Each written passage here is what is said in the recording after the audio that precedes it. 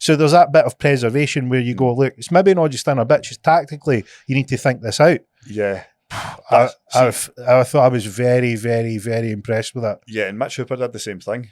I think it might have been was it the 200 as well?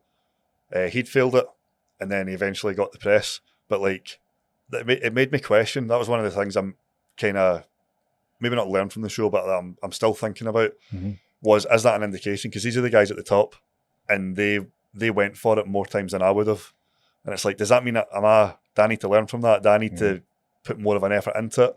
But it's difficult because it's like, or is it just it was a technical misgroove a couple of times, and they knew they could get it the third time? Or is it just I'm going for this and I'm going to keep trying until I think it's psychological because there was no part of logic that said that should have happened. Yeah, that was driven by emotion, and that there's I done a book review in Jocko Willink's Discipline Equals Freedom Field Manual, right? And he says that to get ultimate performance out of yourself, it takes two opposing forces. Right. The opposing forces is when logic says you should not be able to do this. Yeah. You need that emotion to drive you forward. Aye. Right. And emotionally, when you're ready to crack, you need stone cold, hard logic to say, you go.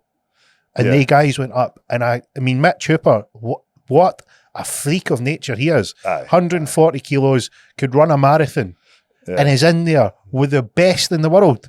Especially with how skinny his ankles are. He is the best. I don't know if he's got gigantic legs and normal size ankles. He's got big legs, yeah. I mean, his quads are gigantic. Yeah. And what an athlete. See how quick he moved. Didn't move quite as quick as you, but he was quick. Well, Mitch Hooper did. He was on the sandbag. He beat me by, I think it was less than a second. Did he? But he made a mistake. So like he was much quicker, but he dropped a bag and then had to load it up. But all the same, I was still a bit gutted. I was like, I don't care how I beat the world's strongest man at an event. Even if he drops a sandbag and I get ahead of him, that would have been cool. But it's good to be close. Yeah.